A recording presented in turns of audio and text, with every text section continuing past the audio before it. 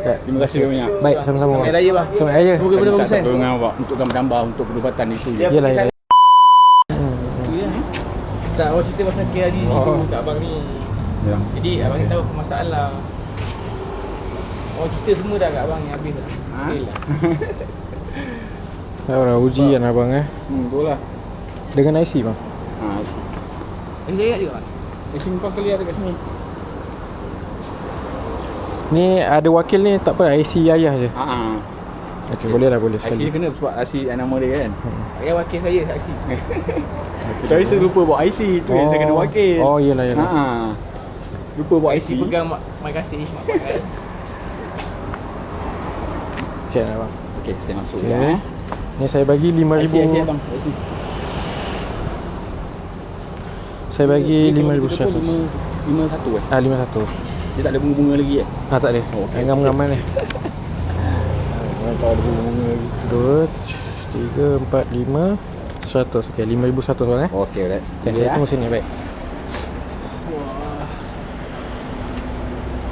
Habis abang dapat tahu kedai ni daripada mana bang? Member ayah.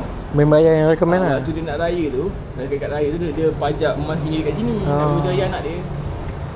Dia recommend ayah. Dia dapat komisen dia. Okey bang. Alright. Ni, lepas tu Abang cek tadi. dulu. Okey, abang cek. Okey. Ni okey lah bang, okey. Ya betul. Okey. Yang tadi saya ada WhatsApp yang apa dengan bos besar Ha, kan. ha. Okey. Tak apa, ni abang tengok dulu macam mana. Dia suruh bawa dulu kedai macam mana. Kalau berapa pun saya tak kisah. Nanti transfer je kat saya. Baik, boleh, Nanti transfer kat saya. Ni mutiara. Tu emas bang tapi Macam- murah. Okey, baik. Abang Tak cek kisahlah berapa. Baik. Abang WhatsApp saya berapa yang saya boleh dapat. Nanti kita abang hantar. transfer je. Boleh, boleh. Nanti abang Bagi nombor akaun. nombor akaun betul. Okey, baik. Okey bang, itu je bang. Sabas. Terima kasih banyak. Baik, sama-sama. Selamat Raya bang. Selamat Raya. Semoga Saya minta berbagusan. pertolongan awak untuk tambah untuk perubatan itu je. Yalah, yalah, insya-Allah bang. Baik. Sikit pun tak apa. Baik, baik, baik bang. Terima kasih bang. Okey, sama. Assalamualaikum. Selamat Raya bang. Salam. Selamat Terima Raya. kasih kontak abang. Baik, baik, baik. Okey bang, sama. Tadi belum bagi. Tak bagi. Jap, jap. Lupa. Okey bang, ni 200 bang Okey, terima kasih. Okey, sama. Nasib baik abang ingatkan. Okey bang, Assalamualaikum. Baik. Baik. Sama, salam.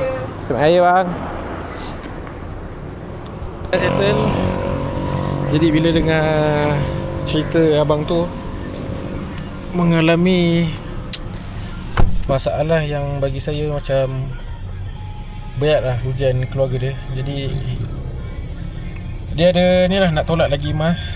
Jadi kita nak tolong dia lah semampu yang boleh untuk meringankan masalah keluarga mereka lah. Jadi korang kalau ada emas ataupun surat pajak nak jual, boleh cari kami Rezeki Saraga Emas. Emas di tangan, di hati jangan. Assalamualaikum.